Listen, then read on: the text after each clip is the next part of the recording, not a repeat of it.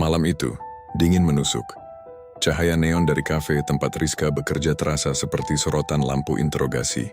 Sudah pukul 11 malam, 2 jam lebih dari shift resminya. Aroma kopi yang tadi pagi menyenangkan kini terasa pahit.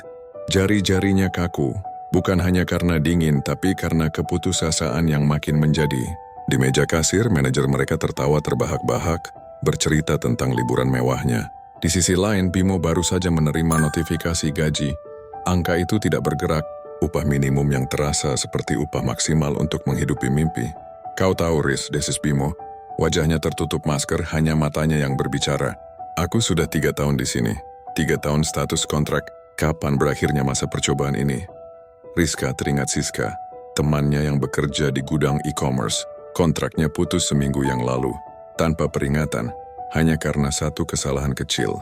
Siska pulang dengan mata bengkak, membawa tas ransel berisi semua yang ia punya, seperti seorang pelarian. Kita diperlakukan bukan sebagai manusia yang bekerja, tapi sebagai resource yang bisa dibuang kapan saja. Di grup daring, Arya melempar kemarahan. Ia baru saja dimaki habis-habisan oleh atasannya yang toksik, yang menyebutnya, anak kemarin sore yang cuma bisa rebahan. Rebahan label itu dilekatkan pada seluruh generasi mereka. Mereka dicerca, tapi di saat yang sama, tulang punggung perusahaan-perusahaan besar adalah keringat dan kerja keras mereka yang dibayar murah. Rizka menatap layar gawainya yang retak. Media sosial penuh keluhan. Teriakan frustrasi yang hilang ditelan algoritma. Apakah nasib kita hanya akan menjadi trending topik 24 jam, lalu dilupakan? Tiba-tiba ia ingat perkataan ibunya. Suara individu akan hilang, tapi suara yang terikat akan menjadi gema. Agema, itu yang mereka butuhkan. Bukan hanya viral, tapi institusi. Tidak membuka grup daring dan menulis. Kata-katanya bukan lagi keluhan, tapi manifesto. Kawan-kawan, kita sudah mencoba bersuara sendiri-sendiri, dan kita selalu dikalahkan. Kita butuh wadah, kita butuh payung hukum, kita butuh perisai yang nyata. Kita butuh serikat pekerja. Serikat bukan cuma milik buruh pabrik. Serikat adalah milik kita. Milik barista yang gajinya macet, milik desainer yang lembur tanpa bayaran, milik driver yang statusnya tak jelas.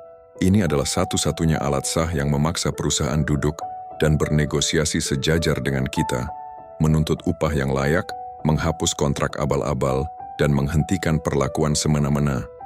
Mereka bilang kita lemah. Mari kita tunjukkan bahwa Gen Z bukan generasi pecundang, tapi generasi penuntut hak yang cerdas.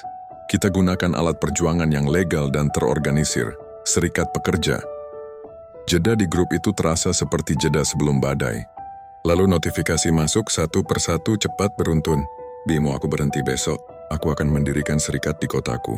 Siska, aku akan kembali. Aku akan mencari kontak federasi. Arya, ajarilah kami, kita mulai sekarang.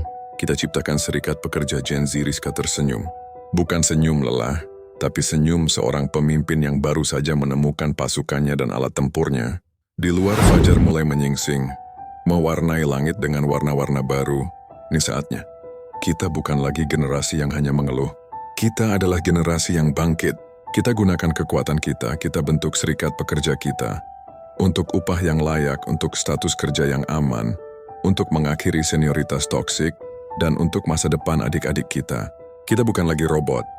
Kita adalah manusia yang terorganisir. Lalu sekarang kita menuntut apa yang menjadi milik kita. Menurutmu, bagaimana cara terbaik Gen Z mengorganisasi serikat pekerja yang terasa relevan dan kekinian agar menarik minat anak muda lainnya?